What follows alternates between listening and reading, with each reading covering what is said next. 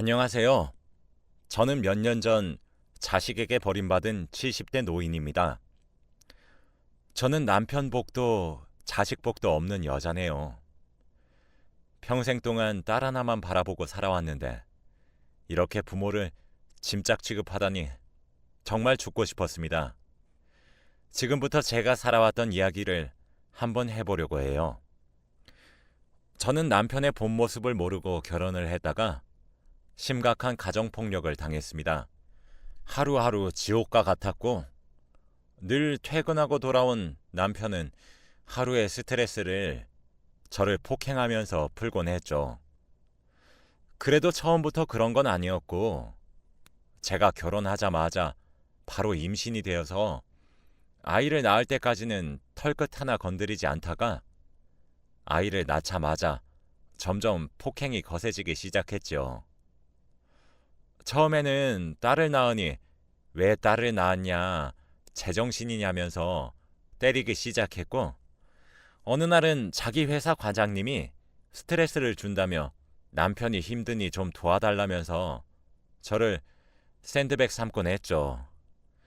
남편은 정말 사이코패스 같았고, 바깥일 하는 남편이 이렇게 스트레스를 받는데 집에만 있는 아내가 남편 스트레스 푸는데 도와줘야 하는 거라며 양심의 가책을 전혀 느끼지 않았어요.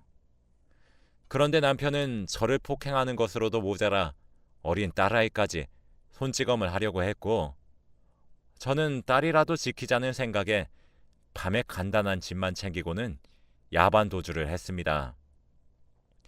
이대로 도망치다가 남편에게 걸리면 죽음뿐이라는 생각으로 지쳐 쓰러질 때까지 달리다 보니 외딴 곳으로 오게 되었고, 돈도 없었던 터라 달 동네에 아주 허름한 집에서 딸을 키우게 되었죠.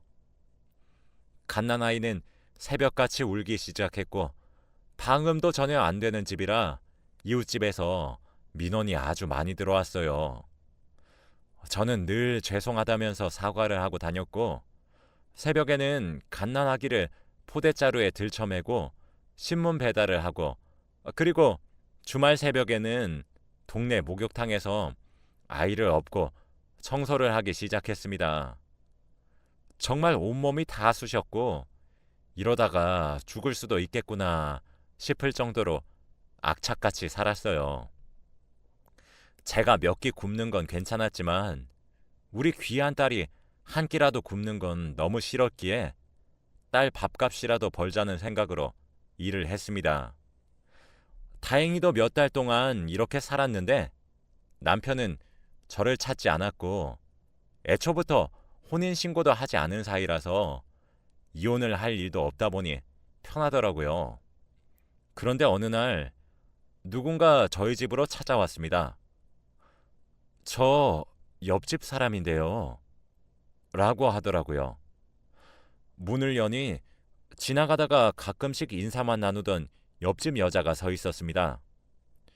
그 여자의 손에는 삶은 고구마가 가득했고 이거 먹으라며 건네더군요. 저는 너무 고맙다며 고구마를 받고 같이 먹자며 저희 집으로 그녀를 들였습니다. 그날 저와 옆집 여자 순옥이는 하루 종일 수다를 떨면서 이때까지 살아왔던 서로의 이야기를 풀어가기 시작했네요. 순옥이는 저와 비슷한 또래인 여자이고 아이가 없다고 했어요. 그런데 지금 남편이 사업을 준비하고 있는데 하는 족족 다 망해버려서 결국 이렇게 달동네까지 이사를 왔다고 했죠. 남편이 사업이 망하니까 자기가 돈을 벌고 있는데 아주 왼수라고 합니다. 그래도 아직도 남편을 너무 사랑해서 이혼을 못하고 있다고 했죠. 그리고 순옥이에게 제 이야기를 풀었어요. 남편에게 가정폭력 당하고 야반도주를 했던 이야기를 하니 순옥이가 저를 꼭 껴안아주며 그동안 힘들어서 어떻게 살았니? 라고 하는 거 있죠. 저는 한 번도 누구에게 위로의 말을 들었던 적이 없었는데 이렇게 갑작스럽게 따뜻한 말을 들으니까 눈에서 눈물이 맺혔고 그날 순옥이와 둘이서 펑펑 울었네요. 아무튼 그날부터 옆집에서 살고 있는 순옥이와 친해졌고 저희는 자주 만났습니다. 순옥이는 늘 저에게 어떻게 그렇게 딸 사랑에 지극하냐면서 원래 아이를 낳으면 저처럼 모성애가 커지냐고 물어보더라고요. 제가 솔직히 다른 부모에 비해서 딸 사랑이 크기도 했고 딸이 이거 해달라 저거 해달라 하면 바로 해주곤 했거든요. 그렇게 저는 달동네에서 허름한 집에서 살아도 제 사랑스러운 딸과 순옥이가 있으니 행복했습니다. 어느덧 딸이 사춘기가 되니 말만 잘 듣던 딸이 반항을 하기 시작하더라고요.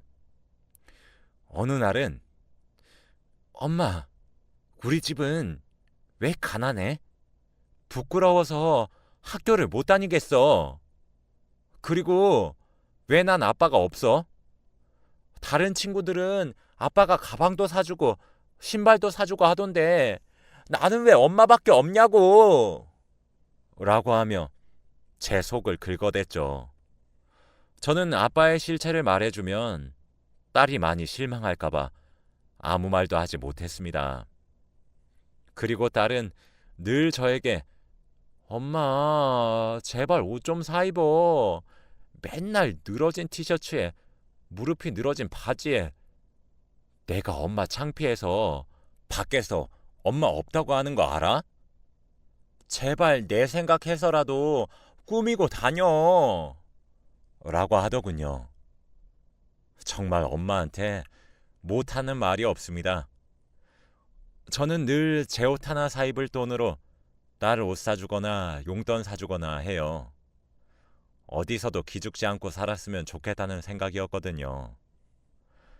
그래도 순옥이와 같이 이야기하면서 사니까 조금은 괜찮았습니다. 그런데 어느 날 장날이라 순옥이와 시장에 갔는데 딸이 있더라고요.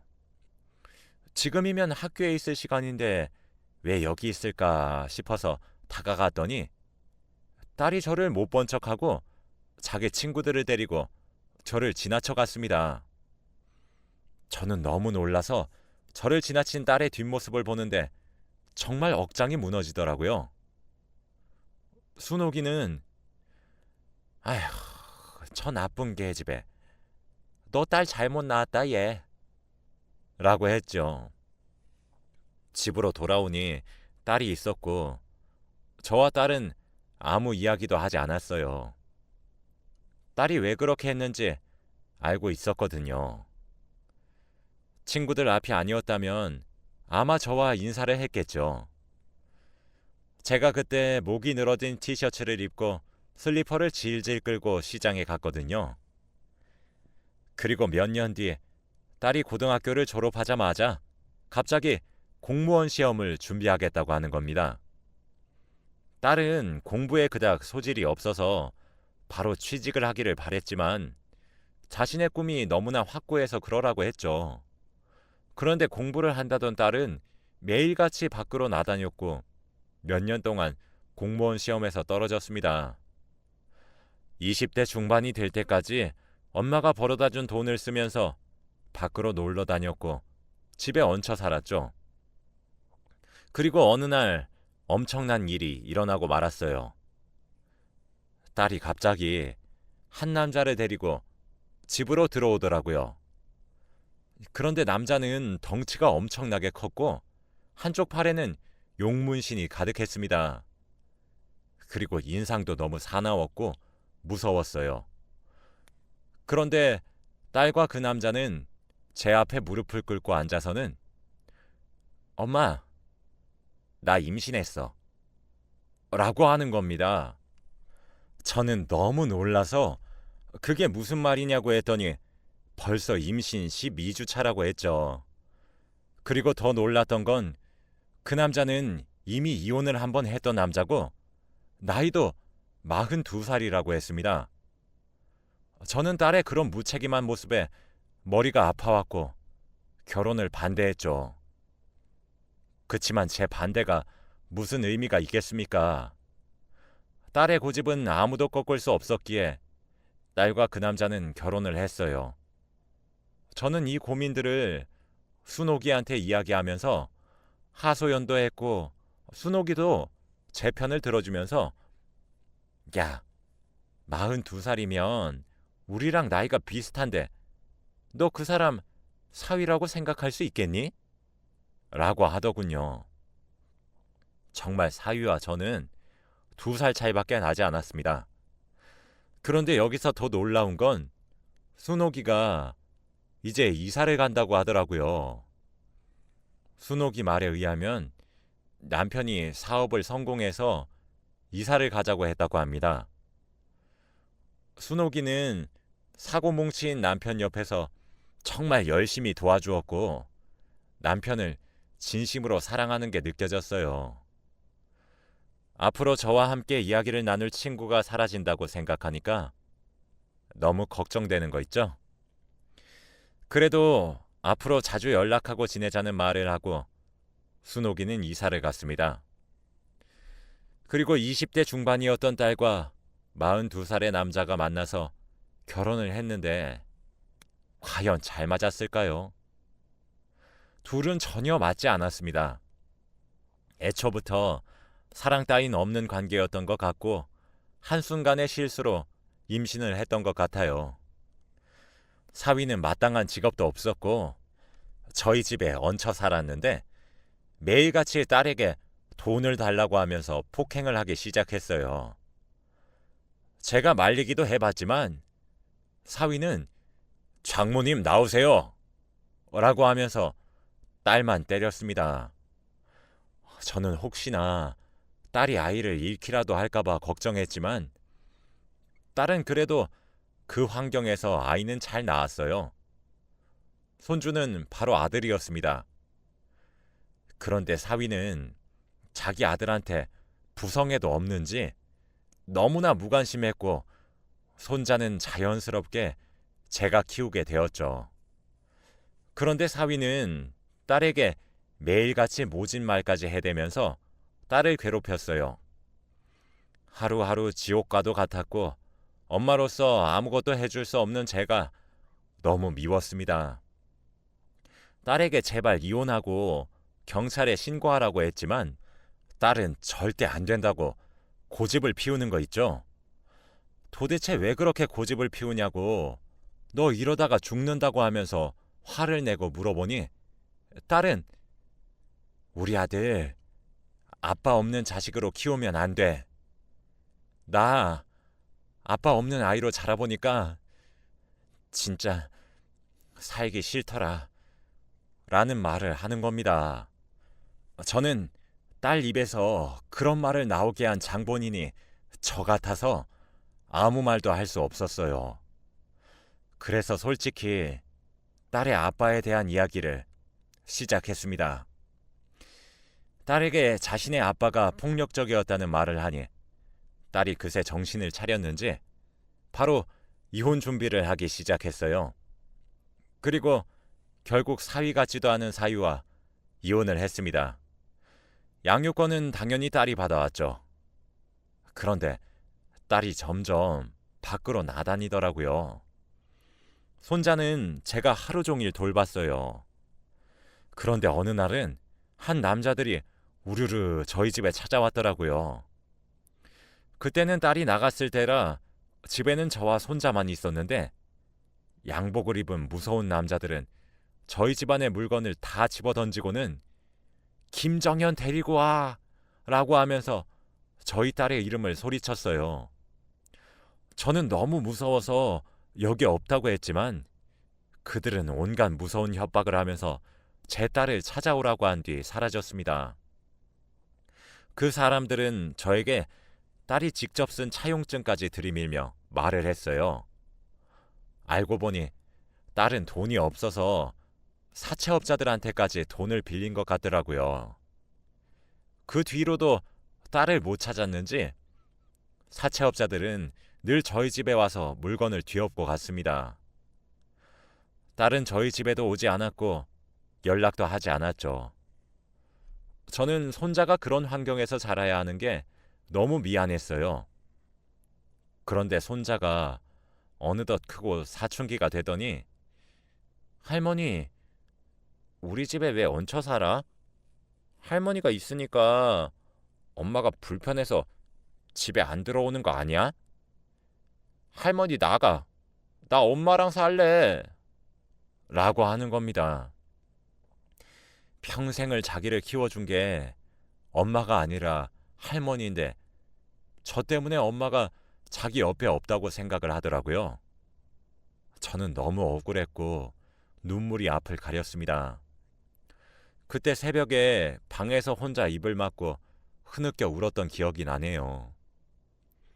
아무튼 며칠이 지나고 딸이 돌아왔는데 사채업자들은 어떻게 했는지 멀끔한 모양으로 돌아오더군요.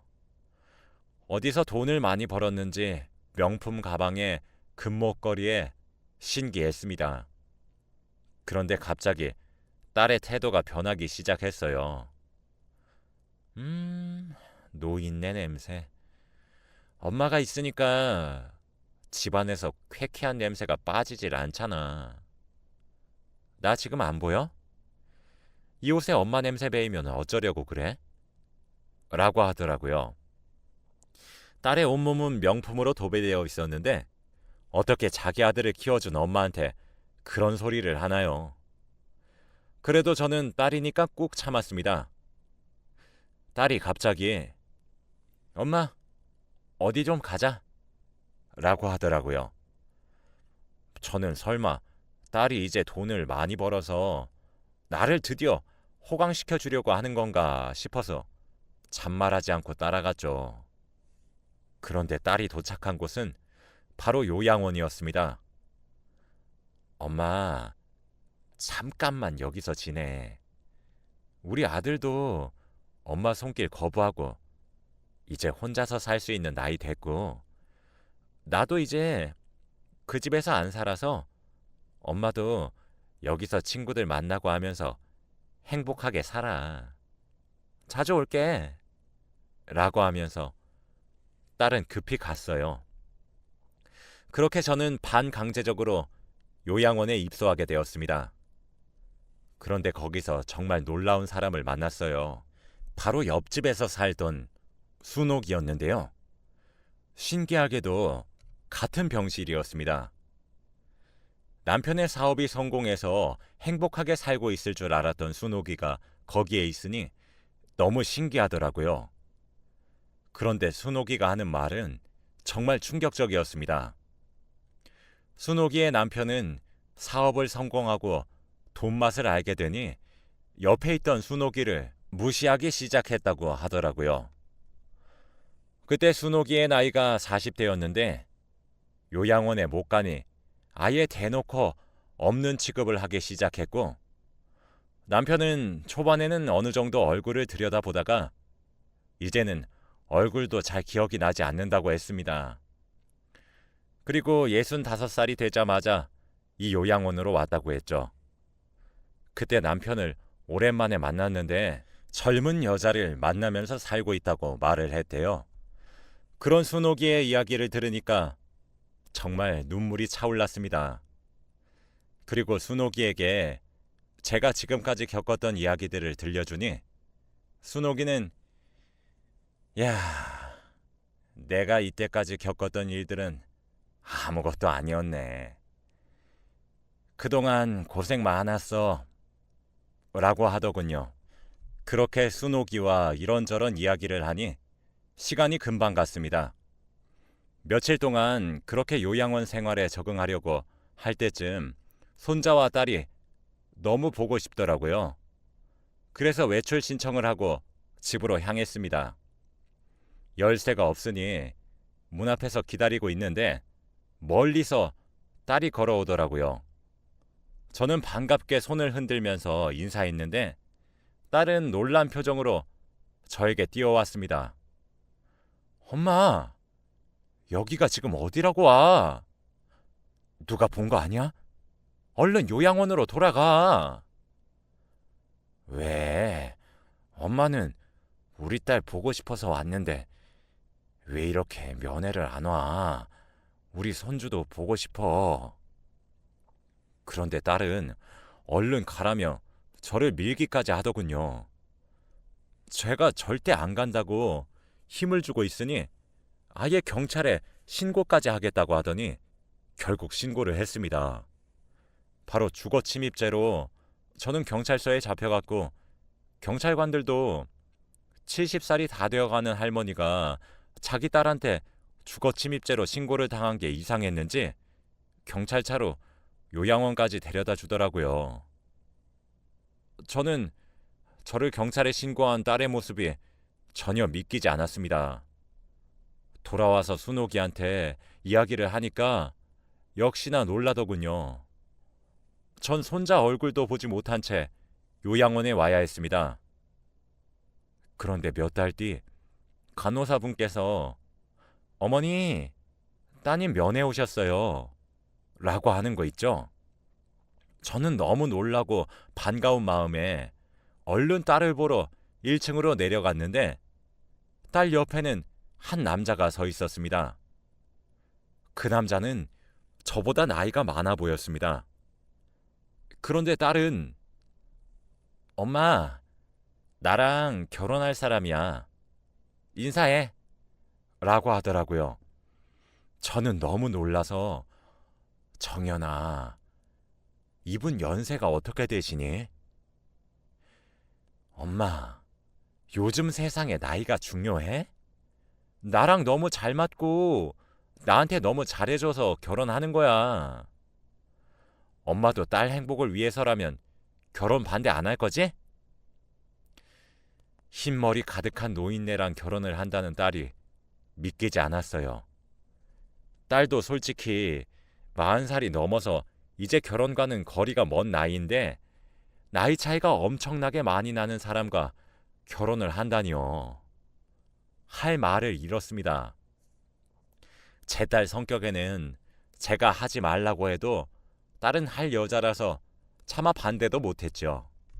그런데 갑자기 딸 옆에 있던 남자가 제 뒤를 보더니 엄청 놀란 표정을 지더라고요. 저와 딸은 그 남자의 시선이 향하는 곳을 쳐다봤는데 순옥이가 서 있었습니다. 순옥이도 엄청나게 놀라는 표정이었죠. 저는 아마 저희 딸이 이렇게 나이 많은 사람과 앉아있는 상황에서 놀란 줄 알았습니다. 그래서 저는 순옥이를 불러 순옥아, 우리 딸이 이분과 결혼을 한다네? 라고 말했더니 순옥이는 뭐? 결혼? 이라고 하더라고요. 정연아, 너도 기억하지?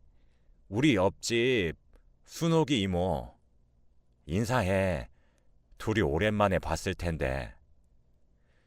딸은 깍듯이 인사를 했는데 딸 옆에 앉아있던 사람은 여전히 벙쪄 있는 표정이었습니다. 그런데 갑자기 순옥이의 입에서 여보, 결혼이라니? 라는 말을 하는 겁니다. 저는 너무 놀라서 뭐? 여보?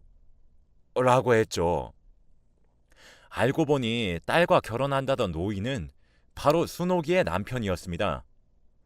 제가 달동네에 살 시절에는 딸과 저는 순옥이 남편분의 얼굴을 한 번도 본 적이 없어서 몰라뵀던 것이었죠.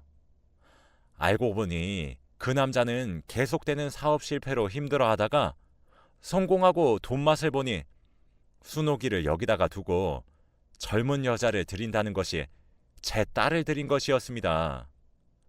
순옥이는 그 순간 뒷목을 잡고 쓰러졌고 순옥이 남편은 여보! 라고 하며 순옥이를 걱정하더라고요. 저는 너무 역겨웠고 딸도 많이 충격을 받은 것 같아요. 딸이 그렇게 명품을 치장하고 사채 빚을 갚았던 것이 알고 보니 그 남자의 돈이었던 거죠. 그렇게 그 남자와 딸의 결혼은 당연히 무산이 되었고 순옥이도 바로 이혼을 했다고 해요. 순옥이에게 왜 정신병원에 감금당할 때부터 이혼을 하지 않았냐고 물으니 그 남자가 이혼을 안 해줘서 못했는데 지금은 순순히 해줬다고 하네요. 아마 자기도 너무 죄책감을 느껴서 해준 것이 아닐까 싶습니다. 어떻게 세상에 이런 일이 생기는지 아직도 충격이 가시질 않네요. 지금은 순옥이와 요양원을 퇴소하고 각자 삶을 살아가고 있습니다. 여전히 저희 집은 근처이고 자주 만나면서 이야기도 나누고 하네요. 어떻게 저희 딸과 순옥이 남편이 아이고 부끄러워서 아무 말도 못합니다. 딸도 지금은 정신을 차리고 살고 있는 것 같아요. 엄마 노릇을 조금은 하고 있는 것 같습니다. 예전에 하던 일을 다 관두고 공장에 들어가서 돈을 벌고 있다고 했어요. 그래도 딸이니까 팔은 안으로 굽는다더니 미워도 싫어할 순 없더라고요. 제 파란만장한 인생 이야기는 여기까지입니다. 들어주셔서 감사합니다.